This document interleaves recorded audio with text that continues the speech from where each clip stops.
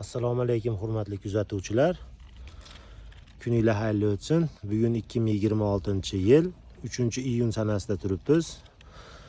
Men sizlarga abgor holatdagi kameliyalarni o'ziga kelish jarayoni haqida qisqacha video qilib sizlar bilan bo'lishmoqchiman. Sizni ham kameliyalaringizning barglari shu holatda bo'lsa, mana ko'rib turibsizlar. Bular nimadan, qandaydir kasallikmi deyishingiz mumkin. Yo'q, bular kasallik emas. Bular sizga belgi beryapti. Men chanqadim, suv ber deyapti, lekin siz bularga yetarli miqdorda suv bera olmayapsiz. Va bu sekin asta barglari qurib to'kilib ketishiga sabab bo'lyapti. Mana ko'rib turibsizlar, biz hozir kameliya daraxtlarini reanimatsiyasiga kelganmiz. Mana bu kameliya ham bu kameliyani singari barglarini to'kib yuborgan abgor holatda edi. Mana endi shu holatga sekin asta kelyapti.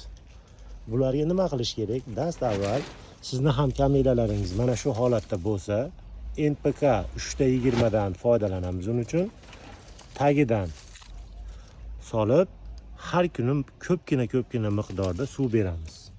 Bu asosan suvni yoqtiradigan o'simlik hisoblanadi. Shuning uchun bunga suvni ko'proq berish kerak. Agar suv yetmay qolsa, barglari mana shu holatga kelib qoladi.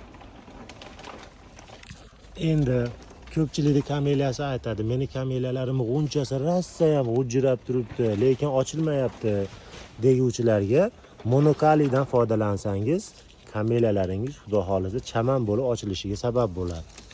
Mana mash kameliyamiz ham barglarini polni to'kib yuborgan edi. Olib keldik, ozgina e'tibor qaratdik.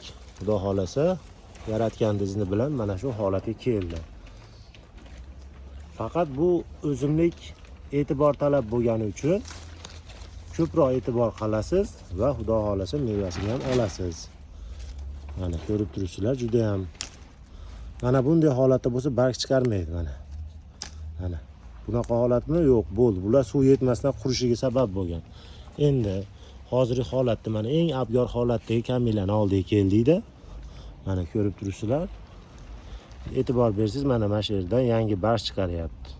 Bunga nima berish kerak endi desa, bunga ozuqani berib, ko'pgina suvni berish kerak. Xudo xolasa o'shanda kameliyalar yana boshqatdan barg chiqaradi.